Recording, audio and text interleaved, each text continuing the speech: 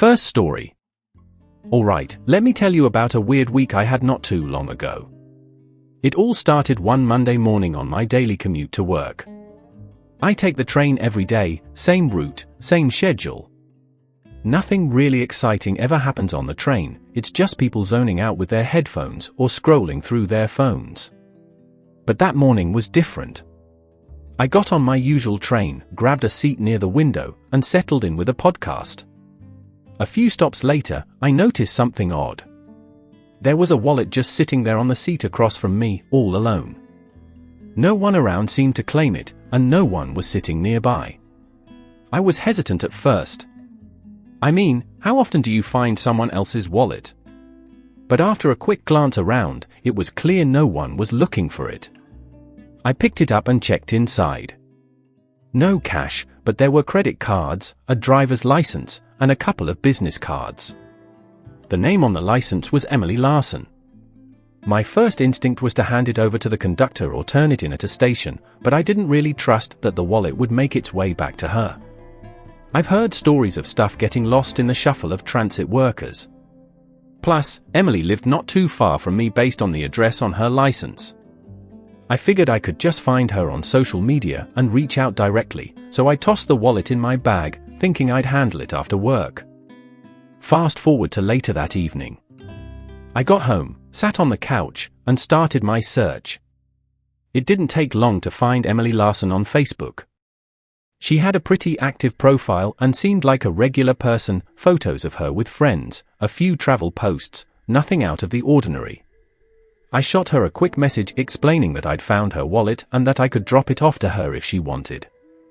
I expected a reply within a few hours or maybe the next day.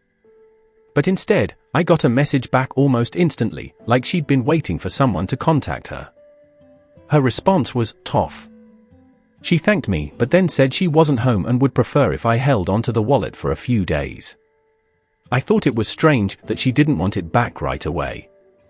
I mean, it's her ID and cards, but maybe she was busy or traveling. No big deal, right? The next day, I didn't think much about it until I noticed someone weird. A guy, mid-30s, kind of scruffy, was sitting a couple of seats down from me on the train. At first, I didn't pay much attention to him. But after a while, I realized he was staring in my direction. Every time I glanced up, he'd look away, pretending to be focused on something else. It was uncomfortable. By the time we got to my stop, he was gone, so I brushed it off as a coincidence. Wednesday came, and the same guy was on the train again, sitting a little closer this time. I started to feel paranoid. Why was he following me? Was it because of the wallet? My mind began spinning with scenarios. Maybe this Emily Larson wasn't who she said she was, or maybe I'd gotten mixed up in something without realizing it. I shot Emily another message that evening, asking if I could drop the wallet off at her place, but she didn't respond this time. Thursday was the tipping point. I got on the train, and not only was the scruffy guy there, but now there was another person, an older woman, sitting a few seats ahead of me, who kept glancing in my direction, too. I couldn't shake the feeling that something was seriously wrong. I felt like I was being watched, followed. At this point, I was too freaked out to keep the wallet. I decided I'd drop it off at the police station after work, but something happened that evening that made me change my mind. As I got off the train and headed toward my apartment, I noticed the scruffy guy again, but this time he was walking behind me. I turned a corner, sped up, and ducked into a coffee shop, hoping to lose him. When I looked out the window, he was standing at the corner, looking around like he'd lost me. I waited until he left, but I couldn't shake the fear. I went straight home, locked the doors, and finally decided to call the number on one of the business cards in the wallet. It was for a local insurance agent, and I figured maybe they knew Emily.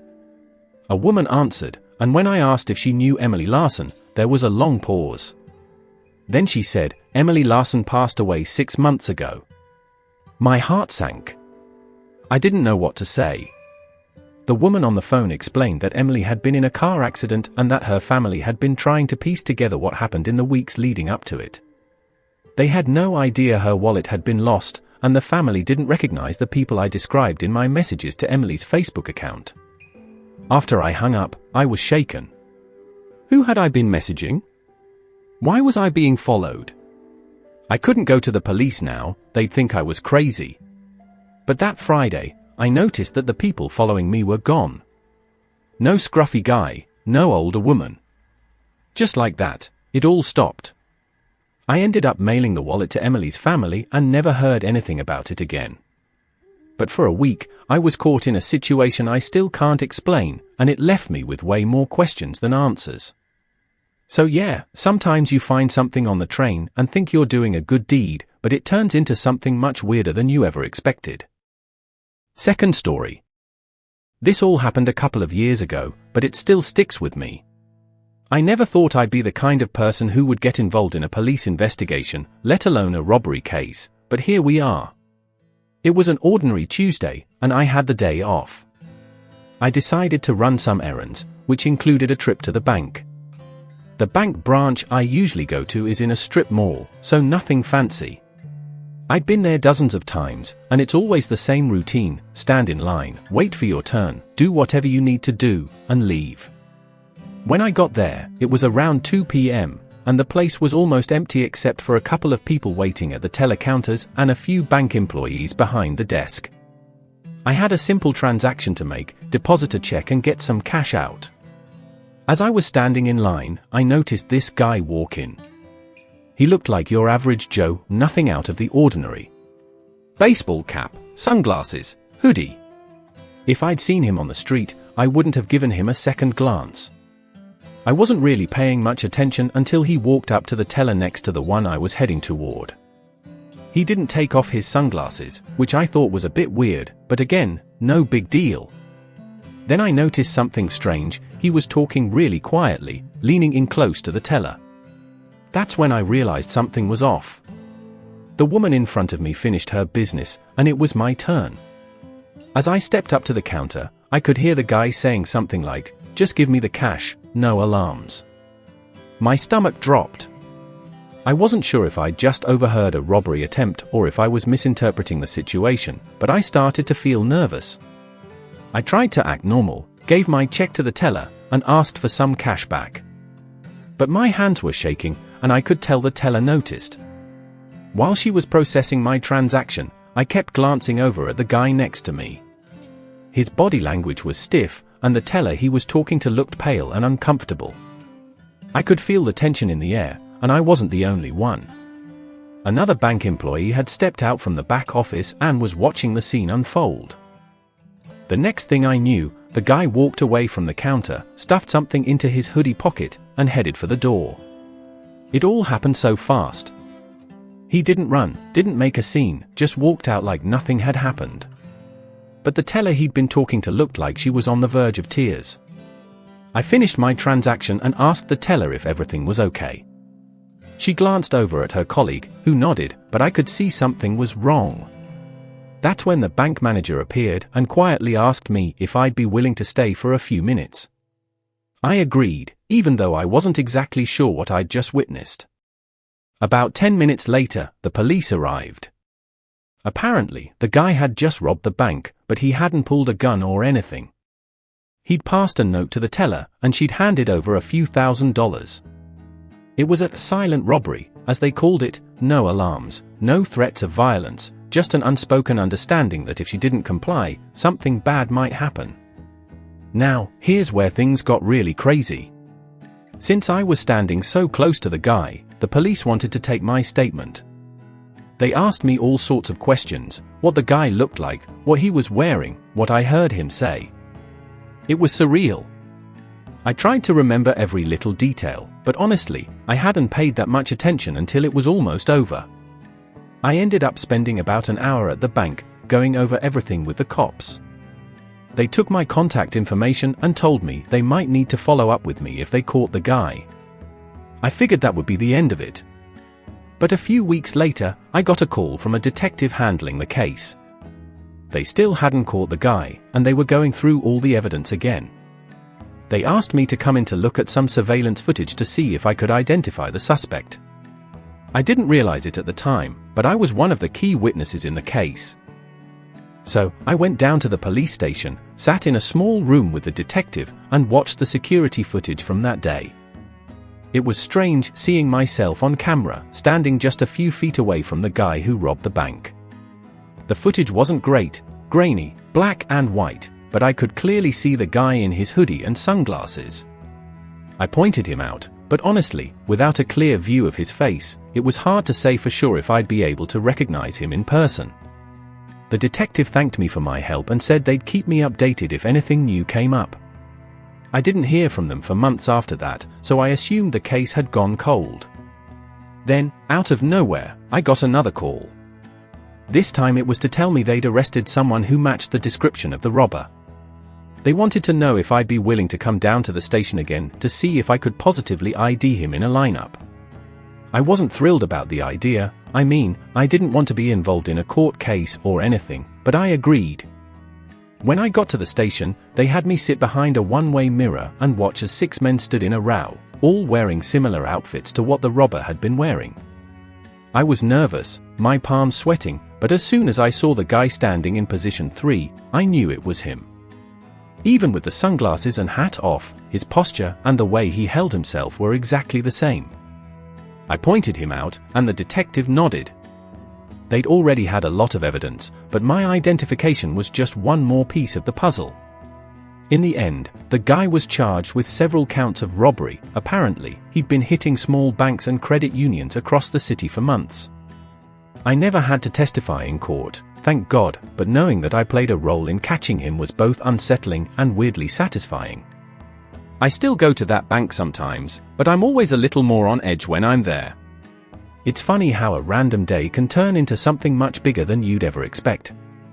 I never thought I'd find myself in the middle of a police investigation, but life has a funny way of throwing curveballs when you least expect it. Third story. I've been an early morning jogger for years. It's my time to clear my head before work, listen to music, and just enjoy the quiet before the city wakes up. My usual route takes me through a small park near my neighborhood, nothing fancy, just some trees, a playground, and a couple of paths. It's usually empty that early in the morning, and that's one of the reasons I like it. One morning last summer, I was about halfway through my run when I noticed something that made me stop dead in my tracks. There, on one of the benches near the playground, was a small child, couldn't have been more than 3 or 4 years old, sitting alone. No adults around, no other kids. Just this little boy in pajamas, swinging his legs and looking around like he was waiting for someone. I pulled out my earbuds, trying to make sense of what I was seeing. At first, I thought maybe his parents were nearby, but after looking around for a minute, I realized there was no one else in the park. It was strange. Who lets their kids sit alone in a park that early in the morning? I jogged over to the bench and asked the boy, "Hey, buddy, where's your mom or dad?"